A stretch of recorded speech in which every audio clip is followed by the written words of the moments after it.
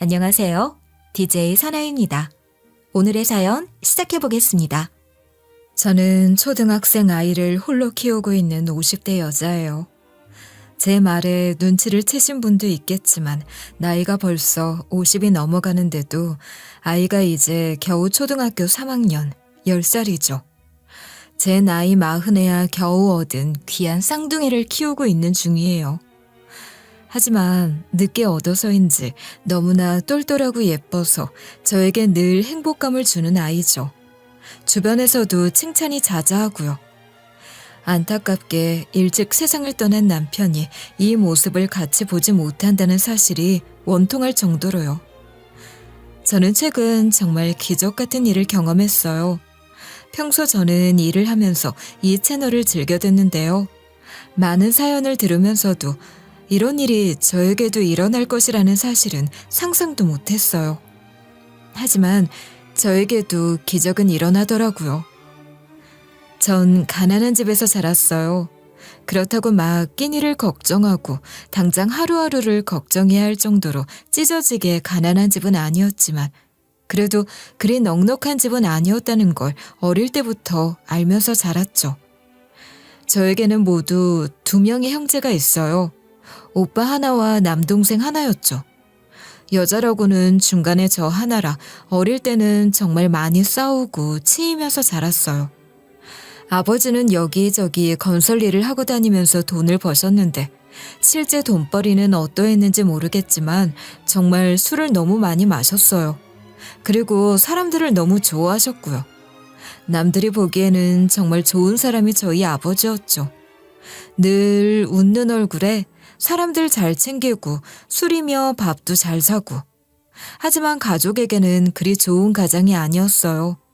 물론 좋은 아버지라고 하기에도 좀 모자랐죠. 두 분이 돈 때문에 다투는 일이 많았으니까요. 이번에도 돈을 집에 가지고 오기 전에 써버리면 어떡해. 전세금 올려달라고 연락 왔다고 했잖아. 다음번에는 꼭 잘 가지고 올게. 이번엔 한씨가 돈 좀 빌려달라고 급하다고 하더라고.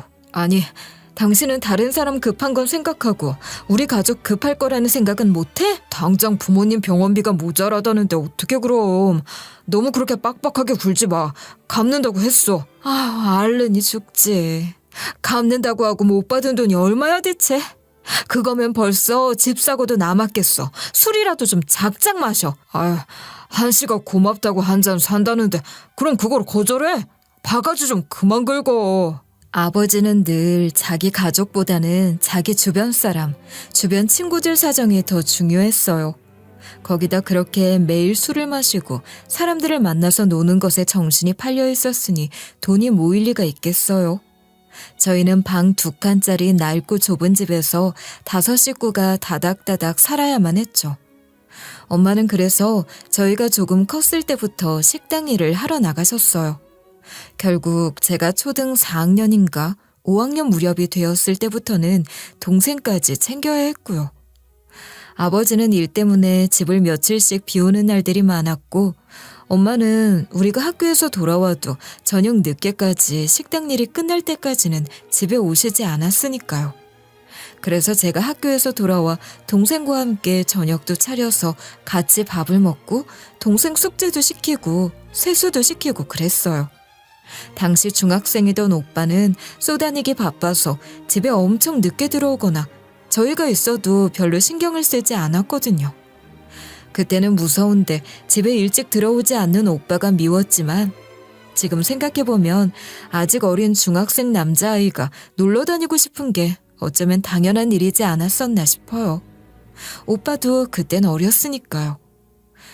하지만 고작 초등학교 5학년이었던 제가 혼자 밥을 차리고 고사리 같은 손으로 설거지를 하고 동생 세수를 시켰던 일을 떠올리면 어린 시절의 제가 너무나도 안쓰럽기까지 하죠. 저희는 그렇게 자랐어요. 시간이 흘러 오빠는 고등학교만 졸업하고 군대를 갔다가 아버지처럼 공사판 일을 다녔고 나중에는 자격증을 따서 화물운전을 했어요. 화물차를 살 돈을 모으기 전까지는 화물차 용역회사에서 열심히 일을 하다가 결혼도 하고 마음을 잡는 것 같더니 아들 하나만 낳고는 그마저도 이혼을 하더라고요. 그러고는 할부로 중고 화물차를 구입해서 일을 했죠. 저도 고등학교를 졸업해서 작은 회사에 들어가 격리 일을 시작했어요. 월급이 많지는 않았지만 안정적이었고 일도 그렇게 힘들지 않아서 전 만족했죠. 그나마 동생이 제일 나아서 그래도 지방 대학이라도 졸업을 해서 그 지역에서 정착해 회사에 취직도 하고 결혼도 해서는 무난하게 살았고요. 저는 오빠의 소개로 결혼을 했어요. 사실 오빠가 원래 그 사람을 소개해 주려던 건 아니었어요. 처음에는 그저 일을 하다 서로 알게 되었다가 마음이 잘 맞아서 친한 친구 사이가 되었다고 하더라고요. 그러다가 같이 저녁을 먹고 집 앞 동네 편의점에서 앉아 맥주를 한잔 하게 되었는데 그 앞을 퇴근하던 제가 우연히 지나게 된 거였죠. 지연아. 오빠. 오늘 집에 왔어? 여기서 뭐해? 오랜만에 친구를 만나서 간단하게 이야기 좀 하려고. 인사해, 내 친구야. 여긴 내 여동생. 안녕하세요. 박찬석이라고 합니다. 네, 안녕하세요. 오빠, 얼른 들어가. 엄마, 아빠랑 애랑 다 기다리겠다. 그러지 마시고 음료수 한 잔 드시고 같이 들어가세요. 시간도 늦었는데 제가 얼른 사올게요. 저희도 곧 들어갈 거예요. 그 사람은 후다닥 일어나서 편의점으로 달려가 음료수를 사러 뛰어갔어요. 그래서 얼결에 앉게 되었는데 오빠가 그러더라고요. 저 친구가 술을 잘 안 마셔.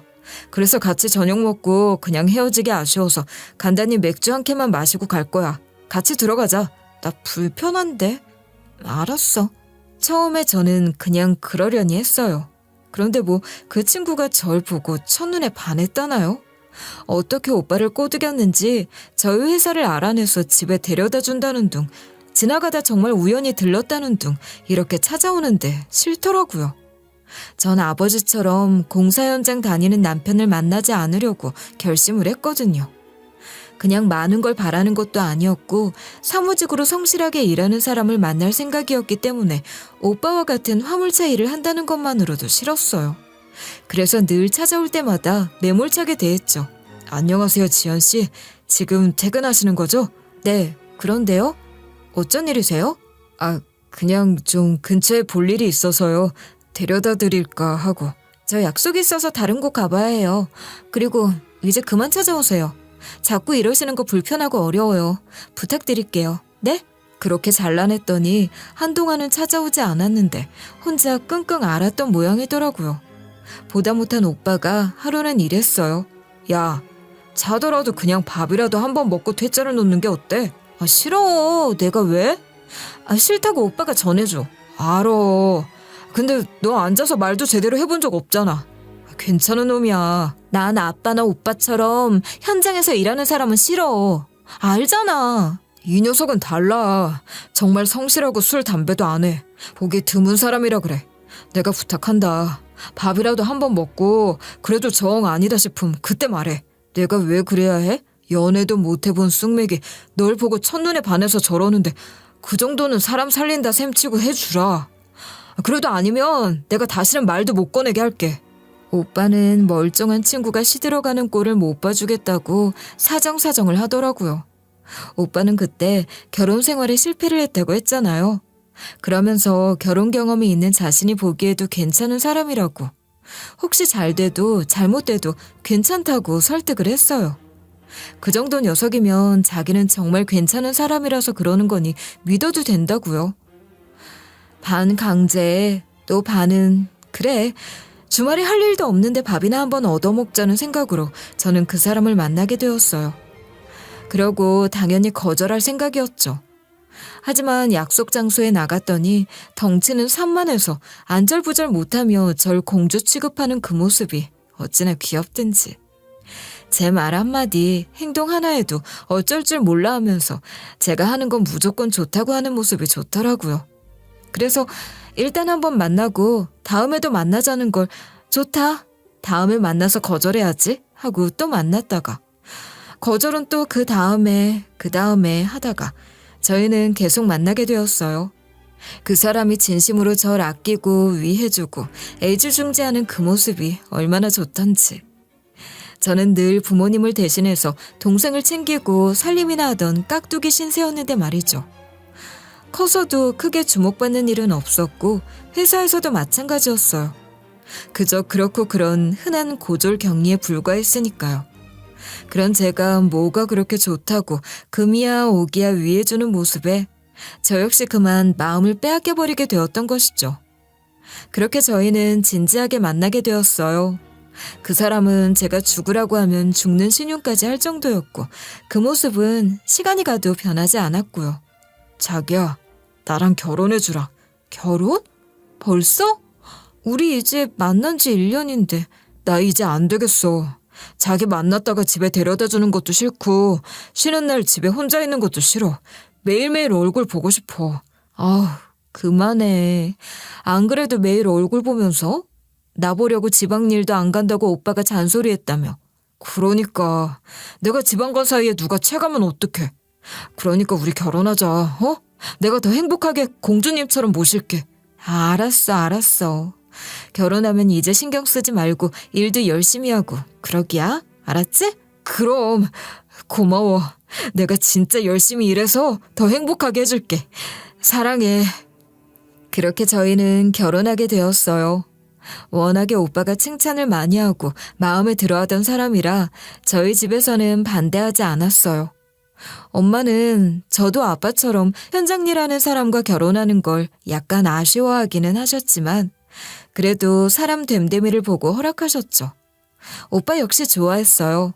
자기가 일만 하느라 가정을 돌보지 못해 자기는 결혼 생활에 실패했지만 이 녀석이라면 잘할 거라고 좋은 선택이라고까지 했으니까요.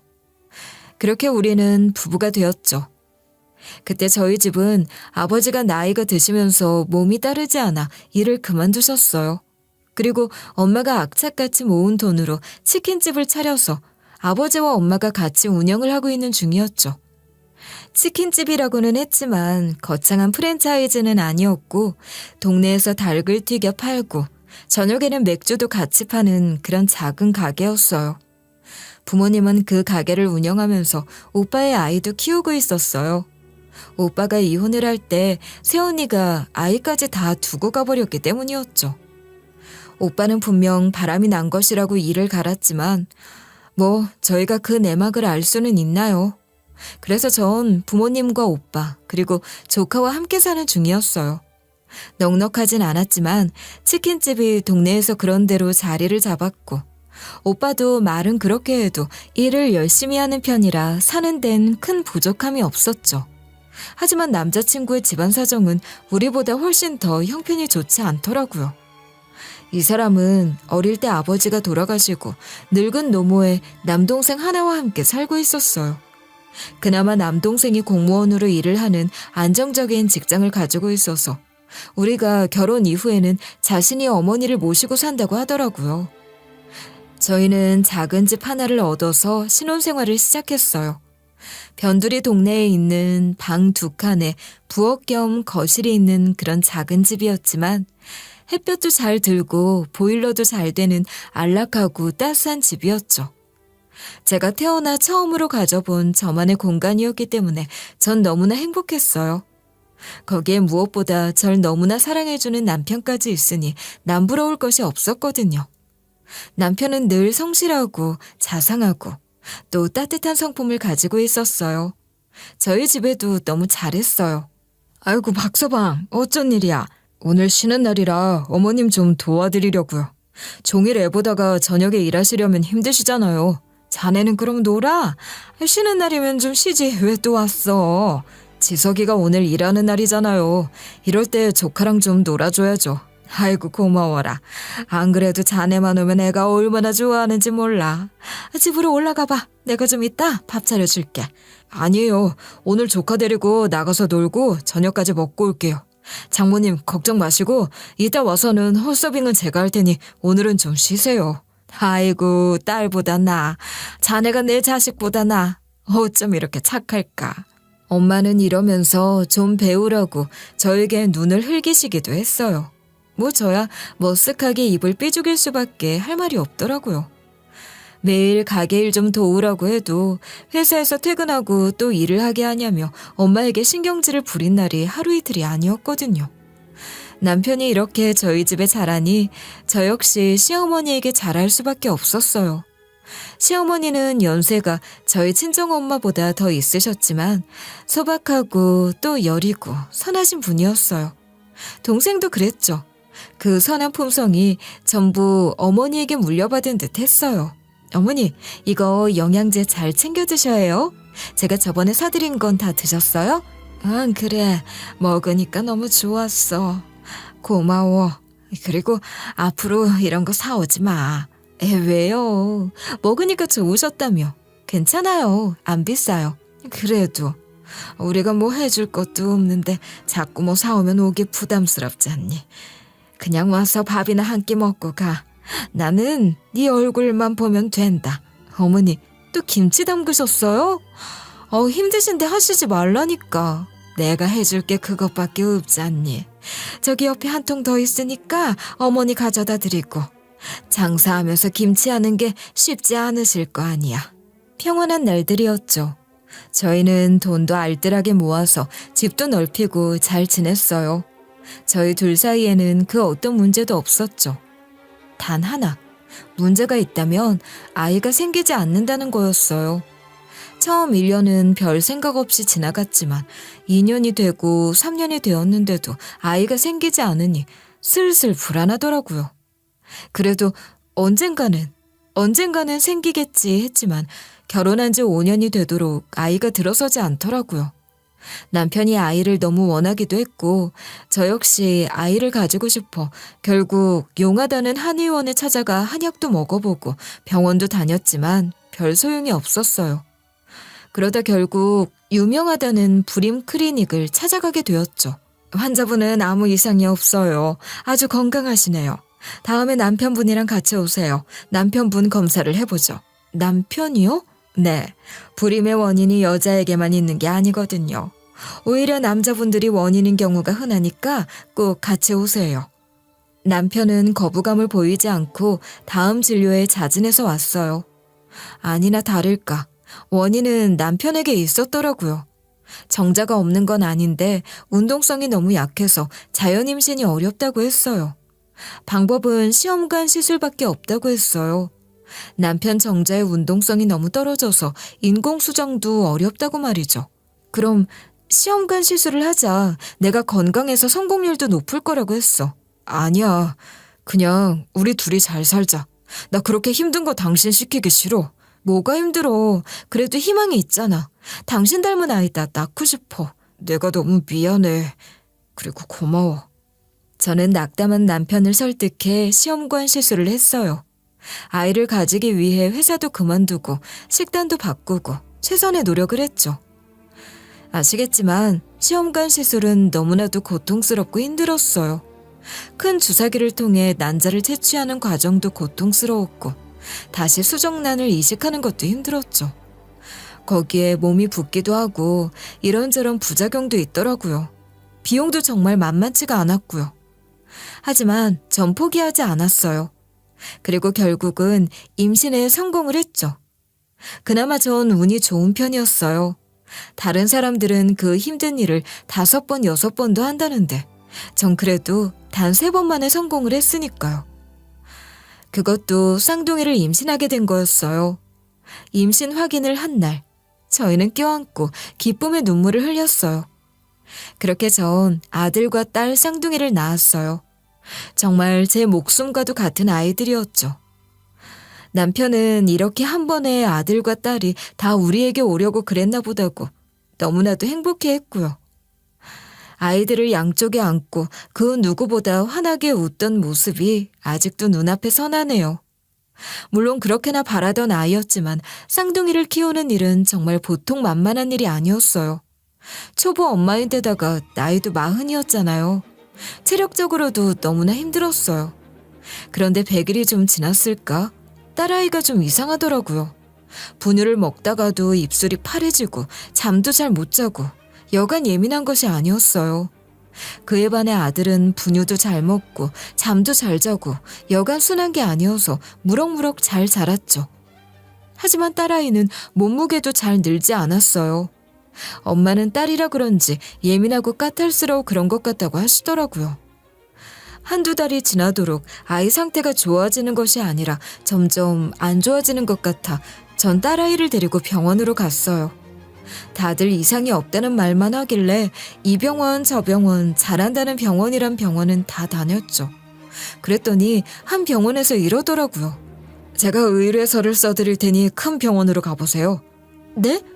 뭐 큰 병원이요? 큰 병은 아니고 심장 소리가 조금 이상해요. 이런 경우가 있어요. 제가 예약 잡아드릴 테니 얼른 가보세요. 다행히 그 의사의 소개로 저는 대학병원 교수의 예약을 금방 잡을 수 있었어요. 각종 검사를 마치고 의사가 이러더라고요. 심장 모양이 약간 기형이에요. 이렇게 태어나는 애들이 있어요. 네? 기형이라뇨? 그러면 어떻게 되는 거예요? 수술하면 돼요. 일단 지금 수술할 시기가 되었으니 날짜를 잡고 수술을 하도록 하죠. 아직 돌도 안 된 아이를 심장 수술을 해야 한다니 하늘이 무너지는 것 같더라고요. 그런데 더 큰 문제가 있었어요. 수술이 한 번으로 끝나는 것이 아니라는 거였죠. 아이가 커가면서 아이 몸에 맞춰서 서너 번 정도 수술을 더 해야 한다고 하더라고요. 전 그 이야기를 듣고 심장이 철렁했어요. 그간 시험관 시술이 돈이 좀 많이 드나요? 거기에 한동안 외벌이를 했잖아요. 그래서 전 아이가 태어난 이후로 미처 아이들 보험을 들어놓지 않았었어요.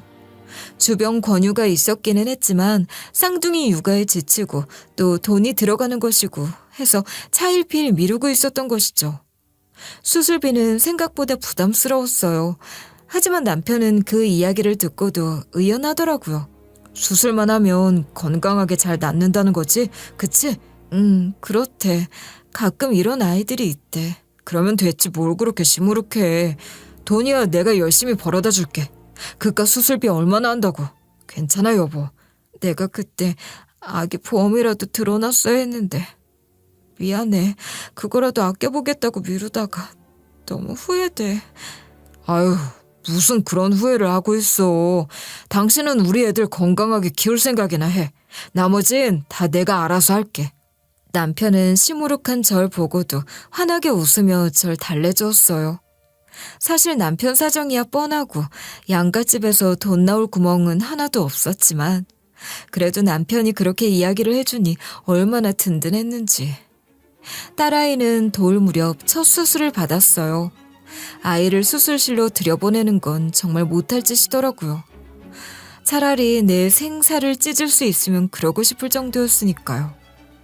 환자복을 입고 아무것도 모른 채 방긋방긋 웃는 아이를 의사들 손에 보내고 닫힌 수술실 문 앞에 서 있는데 눈물이 왈칵 쏟아지더라고요. 정말 가슴이 갈갈이 찢기는 것 같다는 말이 뭔지 실감을 했으니까요. 다행히 수술은 잘 되었어요. 딸아이는 무사히 회복해서 건강하게 퇴원을 했죠. 그리고 심장 수술 외에는 잔병치레 하나 없이 건강하게 잘 자랐어요. 아들은 그야말로 건강 그 자체였고요. 남편은 그런 아이들을 위해 정말 열심히 일을 했어요. 자는 시간도 줄여가며 일에만 매달렸을 정도니까요. 제가 너무 무리하는 거 아니냐고 했지만 남편은 그때마다 환하게 웃으며 절 안아줬어요. 그리고 아무 걱정하지 말라고만 했죠. 그 품이 얼마나 따뜻하고 또 든든했는지. 저는 아직도 눈을 감으면 그 사람의 듬직하던 품속이 생생하게 기억이 나요. 딸아이 수술을 하면서 빚을 약간 지기는 했지만 그래도 그리 형편이 어려운 정도는 아니었으니 우리는 이렇게 열심히 잘 살면 될 거라 저는 생각했어요. 그렇게 행복하게 살면 된다고 말이죠. 그러던 어느 날, 그날은 남편이 오랜만에 집으로 돌아오는 날이었어요. 지방에 일이 있어 며칠 만에 얼굴을 보는 거였거든요. 남편이 돌아오기를 기다리고 있는데 생각보다 늦어지더라고요. 그때 갑자기 전화가 걸려왔어요. 모르는 번호였죠. 하지만 그 전화벨 소리를 듣자마자 심장이 이상하게 뛰면서 불길한 예감이 확 절 덮치더라고요. 사람에게는 직감이란 게 있다는 걸 전 그때 처음 알았어요. 전화를 건 사람은 경찰이었어요. 윤미진 씨 되시죠? 박찬석 씨가 남편이시죠? 네. 왜 그러세요? 제 남편이 박찬석이에요. 교통사고가 나서 연락드렸어요. 유감입니다. 얼른 병원으로 오세요. 남편분이 사망하셨어요. 그날은 오후부터 비가 내렸어요.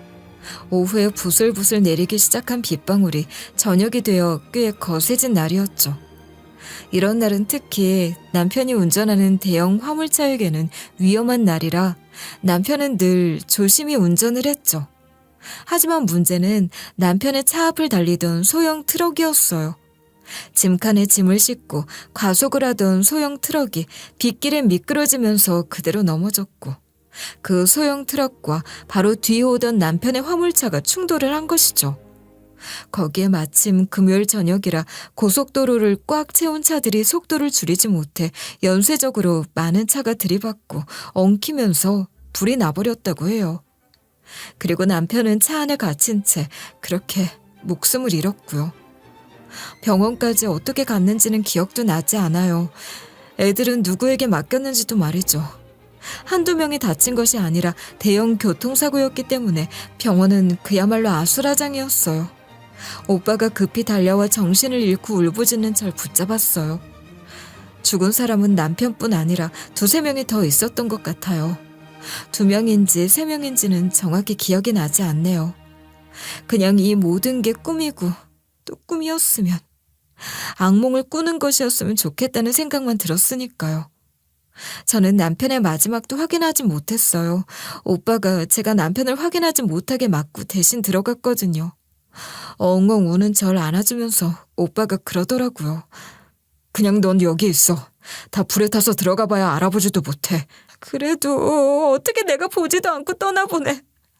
잠깐만 보고 올게. 아니야.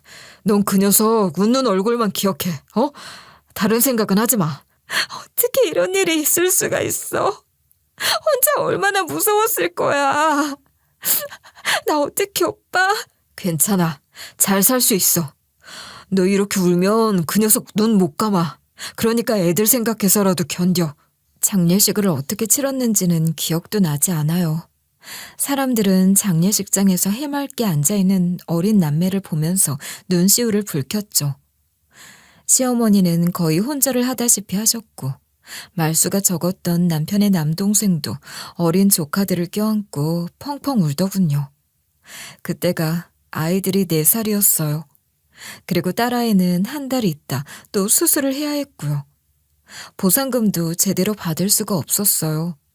워낙 차 여러 대가 뒤엉킨 데다가 남편이 몰던 화물차가 제일 덩치가 커서 남편의 잘못이 있다는 헛소리가 나왔거든요.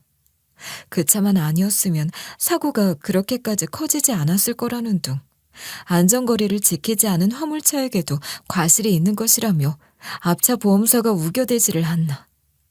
바로 뒷차 보험사도 화물차만 아니었으면 운전자가 살았을 거라고 하지를 않나.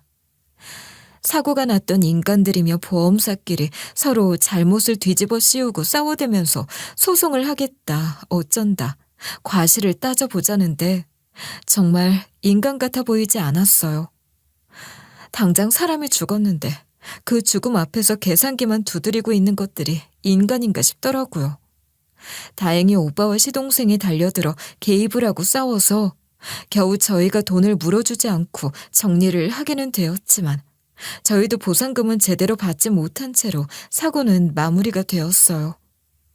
앞차가 가장 큰 사고의 원인이었지만 뒤에서 부딪힌 우리 잘못도 있다나요? 빗길에 갑자기 앞에서 덤벼드는 차를 어떻게 피하라는 건진 모르겠지만 그렇게 남편은 허망하게 세상을 떠났어요. 남편이 총각 때 들어놓은 보험에서 약간의 사망보험금이 나오긴 했지만 그마저도 남은 차 할부금을 갚는 데 쓰고 나니 남은 돈은 없더라고요. 그렇게 대충 일을 마무리하고 아들을 친정에 맡기고 저는 딸아이 수술을 위해 아이를 병원에 입원시켰어요. 그리고 그때부터는 모든 것이 고스란히 빚으로 쌓이기 시작하더라고요. 쌍둥이가 있는 상황에 제가 당장 일을 하러 갈 수도 없고 수술비와 입원비, 거기에 생활비까지. 게다가 안 그래도 오빠 아이 때문에 힘든데 제 아들까지 맡겨놓은 부모님에게 뭐라도 좀 해드려야 하잖아요. 나이가 많으신 데다가 남편이 세상을 떠나고 나서 더 쇠약해진 시어머니는 한창 혈기왕성한 4살짜리 아들을 봐주실 입장도 아니셨고요. 제가 쌈짓돈으로 모아놓은 돈은 순식간에 사라지더군요. 그나마 다행인 것은 이번에도 딸아이의 수술은 잘 되었다는 것이었어요. 그렇게 무사히 치료를 마치고 집으로 돌아와 통장 잔고와 쌓인 빚을 보는데 정말 이대로는 안 되겠다는 생각이 들더군요. 저는 딸아이가 몸을 어느 정도 회복했을 때 집 근처 어린이집을 알아봤어요. 그리고 아이들을 어린이집에 맡기고 일을 구하러 다녔죠. 물론 아이들을 오전과 낮 시간에만 맡겨야 했기 때문에 오래 일을 할 수는 없었지만 말이에요. 이것저것 일을 전전하다 저는 집에서 좀 떨어진 곳에 있는 식당에서 자리를 구할 수 있었어요. 오전에서 가장 바쁜 점심시간까지 일을 하고 퇴근을 하면 아이들이 어린이집에서 하원하는 시간에 딱 맞게 갈 수 있는 곳이라 시간대가 딱 맞았어요. 월급이 그리 많진 않았지만 그래도 서빙을 하는 일이라 일도 그리 고되지 않았고 그 정도면 대충 아이들과 한 달 먹고 살만은 해서 저는 바로 일을 시작했어요. 여기서 일을 하다 아이들이 더 크면 다른 일을 찾을 수 있으니 전 기쁜 마음으로 일을 했죠.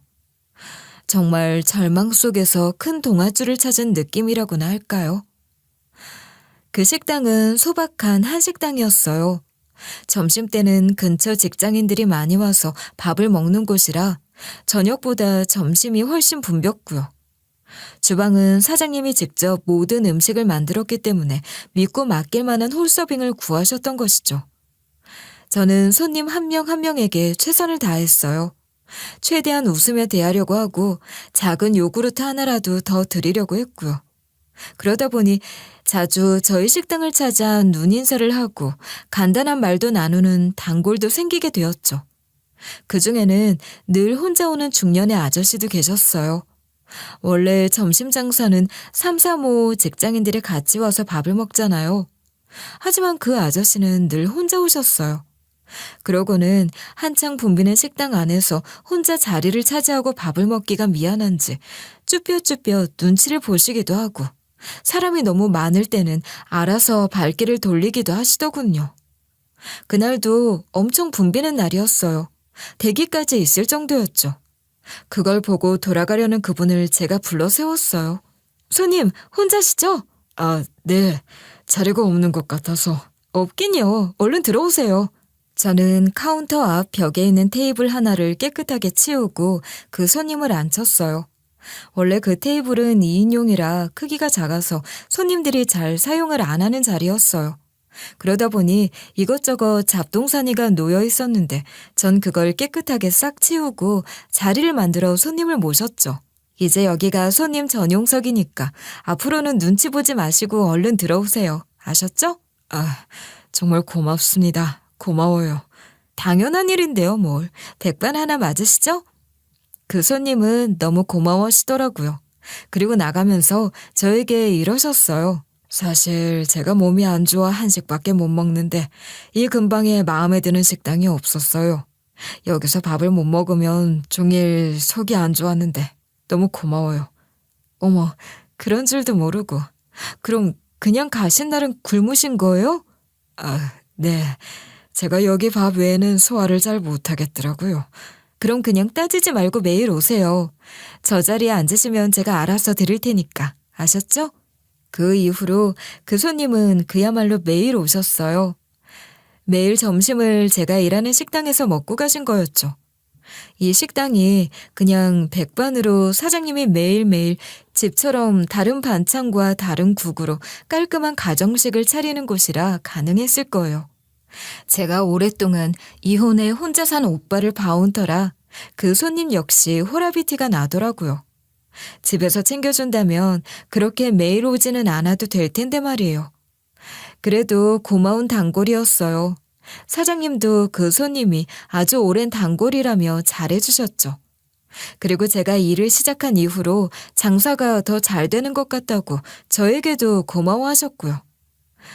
이렇게 지금은 아이들도 건강하게 잘 크고 있고 착실하게 일해서 그런대로 먹고 살고 있으니 저는 한시름 놓았다고 생각을 했어요. 그러던 어느 날 갑자기 아이들이 다니는 어린이집에서 급한 연락이 왔어요. 딸아이가 몸이 안 좋아 보인다는 거였죠. 퇴근을 하고 급히 아이를 데리러 가보니 아침까지만 해도 멀쩡하던 아이가 축 처져서 어지럽다고 하더라고요. 자꾸 잠만 자려고 하고요. 아무래도 이상해 하루 이틀 빠지고 병원에 가니 의사가 청천벽력 같은 이야기를 하더군요. 다른 곳에서도 이상이 발견이 되었어요. 빨리 수술을 하시죠. 저는 그 자리에서 털썩 주저앉을 뻔했어요. 다른 곳에서 이상이라니요? 그게 무슨 말씀이세요? 아직 수술한 지 1년도 안 지났어요. 아이가 자라면서 이런 경우가 있어요. 지금 문제는 약간 구멍이 생겨서 이걸 빨리 닫아야 해요. 그대로 두면 나중엔 걷기도 힘들 거예요. 그럼 빨리 수술해 주세요. 수술하면 되는 거죠? 네, 그런데 이거 어쩌죠? 당장은 수술이 어려우신데. 수술비도 문제였지만 그보다 더 큰 문제가 있었어요. 지금 당장 수술은 급한데 수술 스케줄이 너무 밀려서 할 수가 없다고 하더라고요. 왜 재작년과 작년에 난리가 나서 한창 의사들이 병원을 떠나 의사들이 모자랐을 때가 있었잖아요. 그것 때문에 당장 수술 스케줄을 잡고 수술을 기다리던 사람들도 일정이 밀리고 있는 상황이라 최대한 빨리 잡는다 해도 몇 개월을 더 기다려야 하는 상황이라고 했어요. 기가 막히더라고요. 당장 한시가 급하니 빨리 수술을 해야 한다고 의사 입으로 말을 해놓고 또 스케줄이 없으니 기다리라니. 제 입장에선 정말 환장할 노릇이었죠. 그러면 그 몇 달을 기다려도 아이는 괜찮은 거예요? 좋지는 않아요. 최대한 빠른 날짜를 알아볼게요. 애가 힘들어하면 움직이지 않도록 하세요. 다른 병원도 백방으로 다 알아봤지만 소용없었어요. 다른 병원 역시 더하면 더했지 상황이 다르지 않더라고요. 전 절망했어요. 딸아이는 계속 숨이 차고 힘들어하다가 결국엔 제대로 움직이지도 걷지도 못하게 되어서 결국 어린이집도 그만둬야 했어요. 어린이집 가서도 친구들과 같이 놀지도 못하고 힘들다고 누워만 있거나 선생님 품에 안겨만 있으려고 한다는 말에 어떻게 할 수가 없더라고요. 그런 아이를 두고 돈 더 벌겠다고 아이를 어린이집에 맡기고 일을 나갈 수는 없었으니까요. 전 사장님에게 사정을 이야기하고 일을 그만두겠다고 했어요. 사장님은 제 사정을 딱하게 생각해서 보너스를 두둑하게 챙겨주시더라고요. 아니에요. 갑자기 그만두는 것도 죄송한데 괜찮아요. 챙겨둬. 나도 애 키워봤는데 그 심정 오죽하겠어. 아휴, 이제 지연 씨 없으면 우리 가게는 어쩌나. 이렇게 장사가 잘 되는데 무슨 말씀이세요? 아니야. 홀이고 카운터고 지연 씨처럼 마음 놓고 믿고 맡길 수 있는 사람을 구하기가 어려워. 그동안 고마웠어. 죄송해요. 지금은 우선 내가 전부라서요. 아유, 당연하지. 어쩔 수 없는 거 알아. 아이 참, 그 단골 손님 매일 혼자 오시는 분. 지연 씨 며칠 안 보이니까 궁금해 하시더라고. 이따 인사나 해. 그렇게 근무 마지막 날, 그 단골 손님은 절 보고 반색을 하시더라고요. 요 며칠 안 보이던데 무슨 일 있으셨어요? 손님 죄송해요. 사실 제 아이가 아프거든요. 그래서 제가 일을 그만두게 되었어요. 오늘도 마지막 근무예요. 아이가 아파요? 어디 가요? 심장이 조금 안 좋아서요. 그동안 감사했어요. 저 없어도 식사 빼놓지 말고 챙기셔야 해요. 네, 그럴게요. 그리고 손님은 별다른 말이 없으시더라고요. 그래도 가끔 짧은 대화도 주고받았고 인상도 좋아 마음이 쓰여서 제 입장에서는 솔직하게 아이 아픈 것도 이야기했는데 별 말씀을 안 하니 약간 그렇기는 했어요. 왜 엄마가 되면 아이가 아프다는 걸 주변에 말하기가 싫잖아요. 괜히 그것 때문에 부정이 탈 것 같은 생각도 들고. 그래도 이분에게는 둘러대기가 싫어서 전 솔직히 말한 것이죠. 아무튼 그렇게 정신없이 점심 장사를 하고 시간이 지나자 그 많던 사람들이 썰물처럼 다 빠져나갔어요. 한창 붐비는 시간이 지나면 조금 한가해져서 저와 사장님은 홀에 앉아 한숨 돌릴 수가 있었죠. 그렇게 잠시 쉬고 있는데 갑자기 그 단골 손님이 가게로 오시더라고요. 뭐라도 잊은 물건이 있나 싶어서 전 그 손님을 바라봤죠. 뭐 두고 가셨어요? 아니에요. 사실 사람이 빠지길 기다리고 있었어요. 네? 왜요? 사실 제가 의사예요. 그것도 소아심장내과 의사죠. 자세히 이야기를 해보세요. 딸이라고 했죠? 몇 살이에요? 증상이 어떻죠? 정말이세요? 네, 지금 이제 막 6살이 되었어요. 돌 때 수술하고 작년에 또 수술하고요. 그분은 아이의 증상에 대해 자세하게 물어보시더라고요. 그리고 중간중간 메모도 하고요. 그리고는 이러셨어요. 요즘 병원마다 수술 스케줄이며 진료 때문에 난리예요. 내가 병원장인데 어느 병원에 있습니까? 저요? 이 앞 사거리에 있는 큰 병원이요. 그 말을 듣자 손님은 웃으시더라고요. 그것도 껄껄하고 크게 말이죠. 저와 사장님이 영문을 몰라 하니 그 손님이 이랬어요. 내가 바로 그 병원 병원장이에요. 자, 오늘 근무 끝나셨죠? 지금 당장 제 차로 아이와 함께 병원으로 갑시다. 정말이세요? 정말요? 그래요. 내가 요 앞에 차를 대두고 기다렸어요. 애 데리고 병원 갑시다. 이야기 들어보니 빨리 수술을 해야 하는 게 맞아요. 저는 어안이 벙벙했어요. 사장님이 정신 차리고 빨리 가보라고 등을 떠밀어서 전 황급히 그 손님, 아니 병원장님과 길을 나섰죠. 집에서 급히 아이를 데리고 병원장님과 병원을 들어서자 우리를 대하는 사람들의 태도가 정말 다르더군요.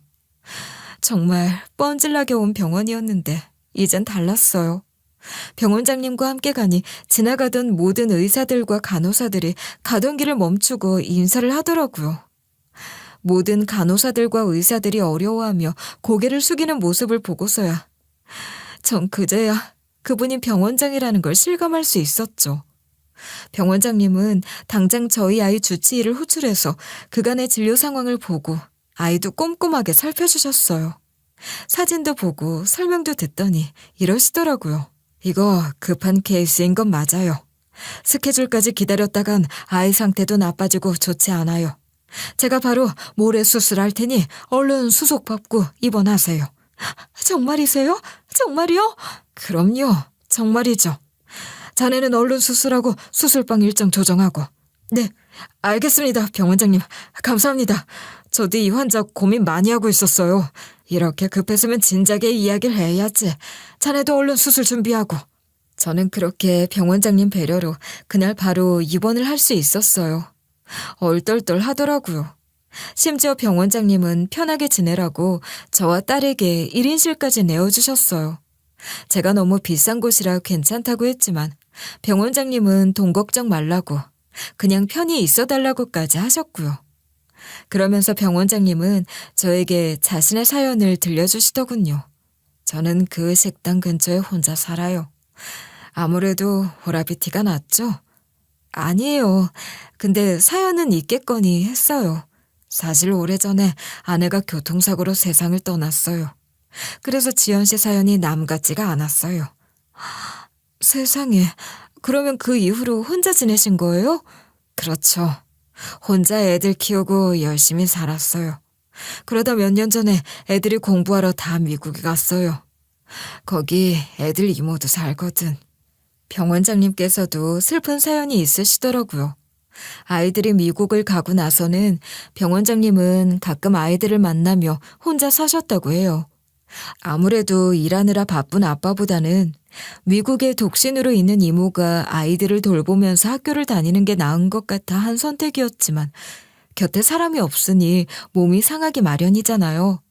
그래서 원장님도 몇 년 전에 몸이 안 좋아서 수술을 몇 번 하셨다고 하시더군요. 위와 장에 관련된 수술이어서 그 이후부터는 밖에서 사 먹는 밥을 잘 못 먹게 되고 금방 탈이 나는 그런 몸 상태가 되었다고 말이죠. 그렇다고 잘 하지도 못하는 요리를 매번 할 수도 없고 바쁘고 시간도 없는데 이러지도 저러지도 못하다가 우연히 쉬는 날 집 근처 식당에서 밥을 먹게 되었다고 하셨어요. 그 식당이 바로 제가 일하던 식당이었던 것이죠. 거기서 식사를 했는데 오랜만에 너무 밥도 잘 먹고 속도 너무 편안하고 좋아서 그 이후로는 점심마다 병원에서 좀 떨어져 있는 곳까지 와서 매일 식사를 하셨던 것이라고 하셨어요. 저 역시 뭔가 그 선생님에게서 호라비의 향기를 느끼긴 했다고 했잖아요. 저희 오빠 역시 혼자 오래 호라비로 살았으니까요. 그래서 여자의 손길이 닿지 못한 그런 모습을 발견할 수 있었던 것이죠. 그래서인지 밥도 못 먹고 돌아가는 그 뒷모습이 너무 짠해 보였던 것 같아요. 그러니 신세진다 생각 말고 편히 치료받아요. 지연 씨는 1년 가까이 내 밥을 챙겨준 사람이야. 그게 얼마나 고마웠는지 몰라요. 별 말씀을요. 그냥 할 일을 한 건데 너무 감사해요. 아니에요. 그냥 한 호이라도 나에게는 생명줄과도 같았어. 그러니 내가 더 고마워요. 내가 실력은 좋으니까 걱정 말고. 알았죠? 선생님은 아이도 어리고 지금 응급 상황이니 중간에 있던 학교 세미나 스케줄을 바꿔서 수술을 해주기로 하셨어요. 얼마나 고마웠는지. 전 감사 인사를 하면서도 저도 모르게 펑펑 울고 말았죠. 남편이 죽고 난 뒤에는 절대 울지 않겠다 약속을 했는데 저도 모르게 눈물이 마구 쏟아지더라고요. 딸아이의 수술은 성공적으로 끝났어요. 수술을 마친 원장님은 이제 앞으로 당분간은 수술 걱정 안 하고 건강하게 잘 지내기만 하면 된다고까지 하셨어요. 정말 세상에서 어쩌면 가장 기쁜 소식이었죠. 원장님은 그 이후로도 입원 기간 내내 알뜰하게 딸아이를 보살펴 주셨어요. 물론 점심은 늘 그 식당 가서 먹고 오셨고요. 하루는 식당 사장님과도 같이 오셨더라고요. 내가 원장님 밥값은 앞으로 안 받는다고 했어. 너무 고마워서. 어머 사장님, 그 밥값을 왜? 제가 드려야죠. 됐어. 그거 밥 한 끼 얼마든지 줄 수 있어. 얼마나 고마운 일이야. 아이고 이쁜 거. 이제 건강해져서 엄마랑 잘 살자. 알았지? 정말 행복하더라고요. 이렇게 주변에 좋은 분들의 사랑을 받고 있는 것이 너무나도 감사하고 또 감사했어요. 이게 다 하늘에서 남편이 날 위해 보내준 천사가 아닌가 싶을 정도였죠. 무사히 수술을 마치고 몸도 건강히 회복되어 퇴원을 하는 날, 원장님은 수술비와 병원비까지 전부 싹 계산해 주셨어요. 전 그건 절대 못 받는다고 했죠. 대신 계속 식당에서 일해서 나 점심 좀 안 굶게 해줘요. 내가 거기서 밥을 못 먹으면 진짜 힘이 없어. 그거랑 무슨 상관이에요, 원장님. 그리고 사장님이 밥값도 안 받는다고 언제든 오라고 하셨다면서요. 그래봐야 사장님은 바빠서 부엌에서 안 나오시잖아. 바뀐 직원은 혼자 가면 바쁘다고 눈치도 주는데 민망해서 못 가겠어요. 아무리 그래도 이건 너무 과분해요, 원장님. 어허, 진짜 왜 이래? 나 이 정도는 되니까 빨리 식당 일이나 해요. 네? 부탁드릴게. 이러시면서 웃으시는데 정말 너무나 감사하고 또 감사했어요. 하지만 저는 수술비와 병원비는 제발 받아달라고 부탁을 드렸어요. 그렇게 신세를 지면 제 마음도 무겁고 사실 제가 돈이 지금 부족하기는 하니 나눠서 갚겠다고 말이죠. 다시 일을 해서 월급 받을 때마다 조금씩 갚아나가겠다고. 그거 받아주시지 않으면 밥 안 드릴 거라고도 협박했어요. 원장님은 정말 고집이 세다며 웃으시더군요. 그렇게 딸아이는 무사히 퇴원을 했어요. 그 이후로 지금까지 너무나 건강하게 잘 자라고 있고요.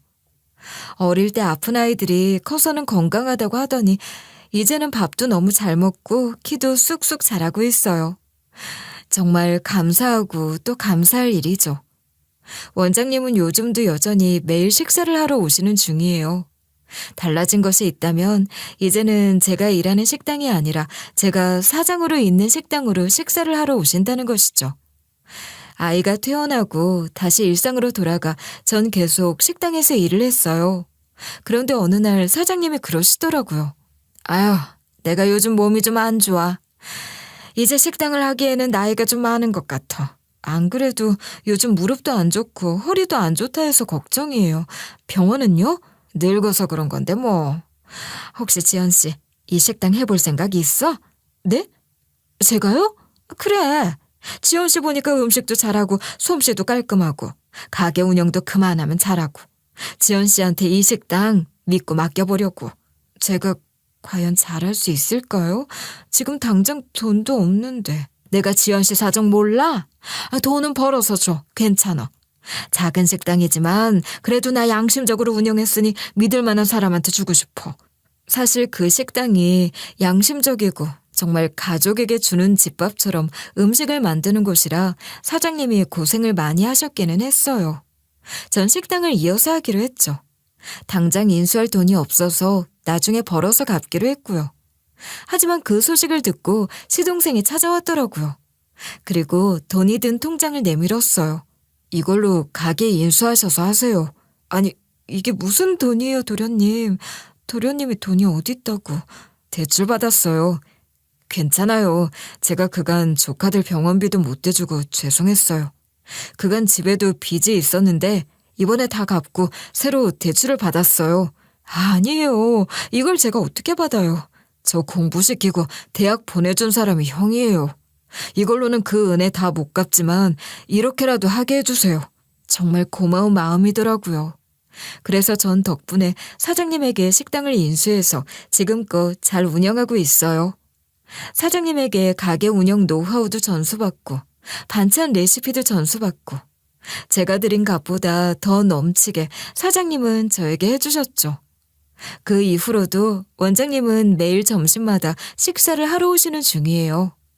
그 뒤로 저는 원장님의 밥값은 안 받고 있죠.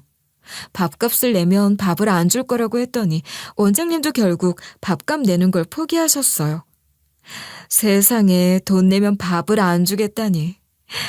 세상 천지에 이런 식당 사장이 어디 있냐고 하셨지만 제 고집을 꺾을 수는 없으셨죠. 요즘에 점심을 드시고 제가 싸주는 저녁 도시락도 가져가시는 중이세요.